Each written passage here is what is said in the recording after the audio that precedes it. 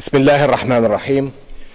Mr. President, distinguished members, thank you very much. Jordan treasures its long ties of friendship with this great institution, and I appreciate your invitation to speak here today.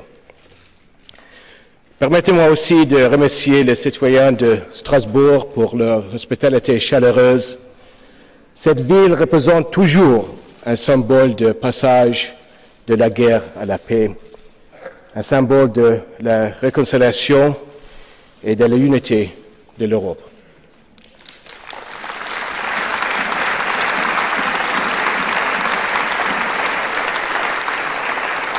My friends, people thrive where there is mutual respect.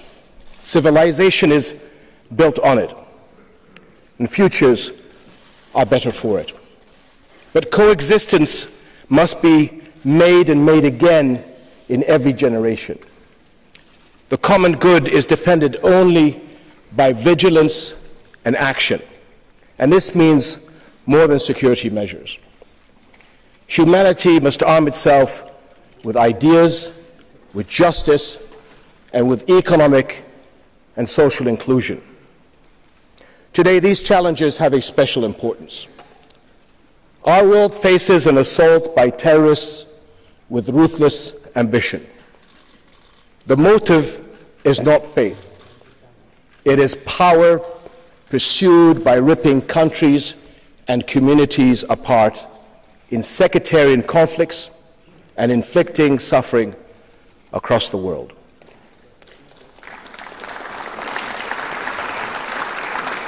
The savage murder by Daesh of Jordan's hero pilot outraged all Jordanians and horrified the world. And Jordan's response has been swift, serious, and determined. And our fight will continue.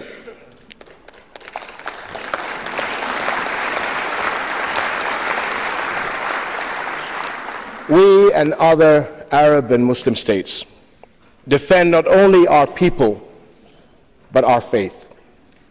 This is a fight that has to be carried out by Muslim nations first and foremost.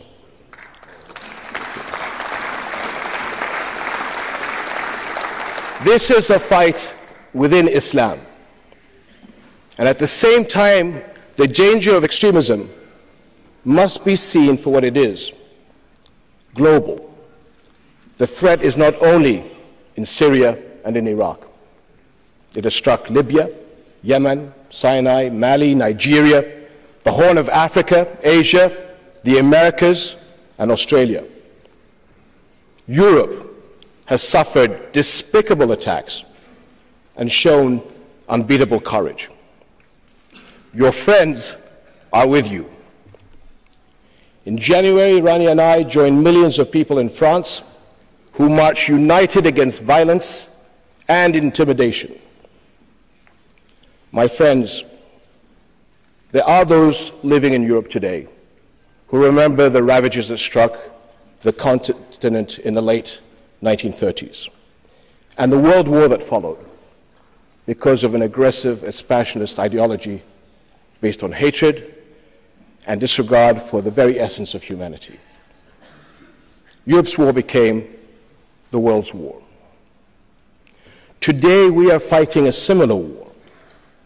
A war against an expansionist ideology that feeds on hate, that is committing murder in the name of God and religion, to justify evil actions that no religion tolerates, a war against terrorists who disrespect Islam's values and humanity's values. Our victory now depends on our unity, and Europe's role is vital. Only by cooperation can our regions shut down the sources of terrorist support and defeat their purposes. And it is also essential that our regions renew the source of our great strength, the mutual respect that binds and sustains us. Young people especially must be inspired by values that reject violence, create peace, and build inclusive societies.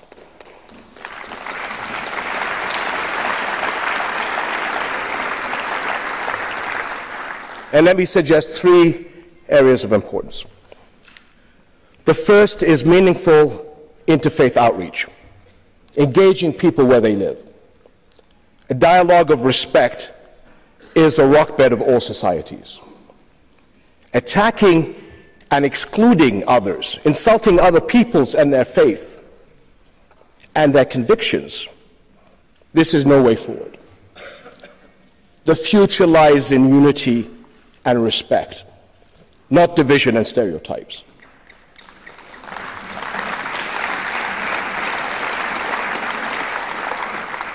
Europe is an important partner in this effort, especially in helping to stop the global rise of Islamophobia. This poison is based on false ideas, and help plays into the hands of these extremists. This is what is important to clarify, what it really means to be a Muslim. And I and countless other Muslims have been taught from our earliest years that our religion demanded respect and caring for others. The Prophet Muhammad, peace and blessings be upon him, said, "None of you has faith until you love for your neighbor what you love for yourself." This is what it means to be a Muslim. Among the very names of God we hear the compassionate, the all-merciful. All my life, every day, I have heard and used the greetings, Assalamu alaikum. A wish for the other to be blessed with peace. This is what it means to be a Muslim.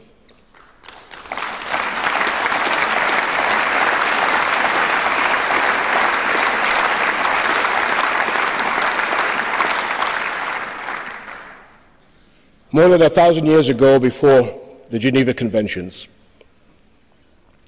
Muslim soldiers were ordered not to kill a child, a woman, or an old person, not to destroy a tree, not to harm a priest, not to destroy a church. These are the same values of Islam we were taught in school as children: not to destroy or desecrate a place where God is worshipped, not a mosque, not a church, not a synagogue. This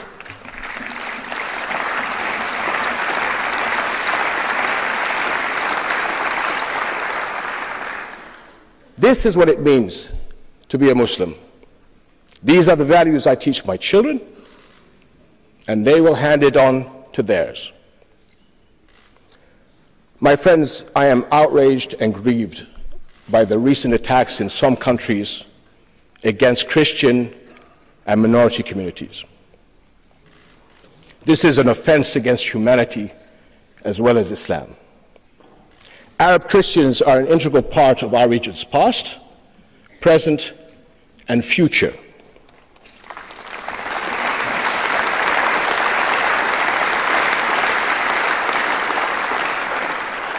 Jordan is a Muslim country with a deeply rooted Christian community. Together, the Jordanian people make up an indivisible society, friends and partners in building our country. The world's Muslims have a critical role in global understanding. Our faith, like yours, commands mercy, peace, and tolerance. It upholds, as yours does, the equal human dignity of every person, men and women, neighbors and strangers.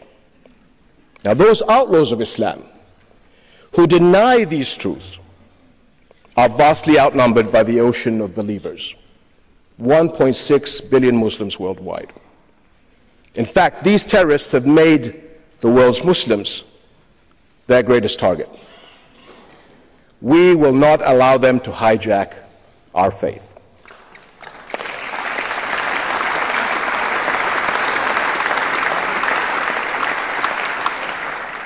My friends, the second area key to global harmony is an international system that gives all people the respect they want and deserve. Again and again, I hear the question, Why does not the world defend Palestinian rights? Time after time, the peace process has stalled. And let me say what the situation looks like in reality. More Israeli settlement building, less respect for the occupied Palestinians. This failure sends a dangerous message. It erodes trust in international law and community. It threatens a pillar of world peace, that conflict must be solved by political means, not by force, not by violence. And it has given the extremists a powerful rallying cry. They exploit the injustices and the lingering conflict to build legitimacy and recruit foreign fighters across Europe and the world.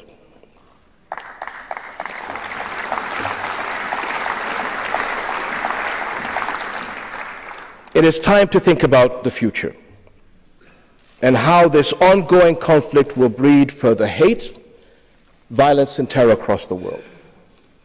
How can we fight the ideological battle if we do not chart the way forward towards Palestinian-Israeli peace? Our countries united must provide the momentum and chart the way forward towards a final comprehensive settlement.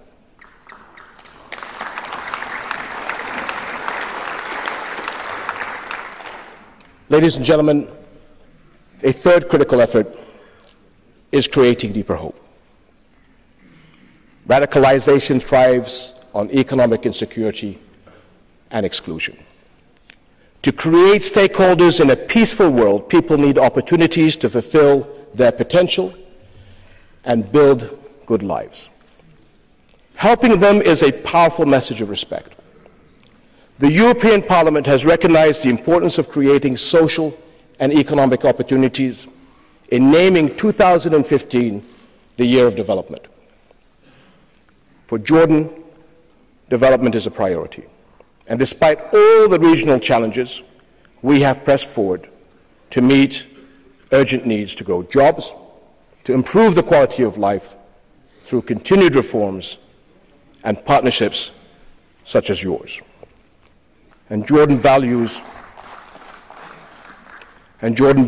our strong partnership with the European Union and its member states.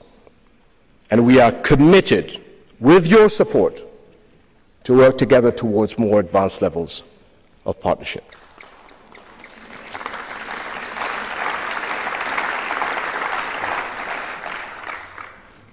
Jordan also takes seriously our moral obligations to others. Despite scarce resources, the people of Jordan have opened their arms to refugees fleeing regional violence. As the President had mentioned earlier, Jordan has taken in thousands of Iraqi Christians over the past year. This in addition to giving shelter to 1.4 million Syrian refugees, which is 20% of the population over the past few years.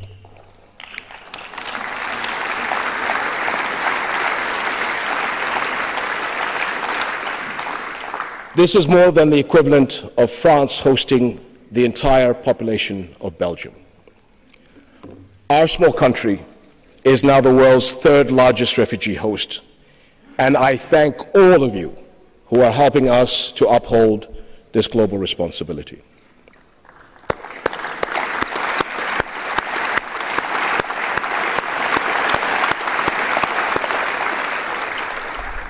My friends, your support sends a message, not only to my people, but to all those who seek to move forward in peace and moderation. Europe is with you. Our regions, our people, can find no better partners and neighbors than each other.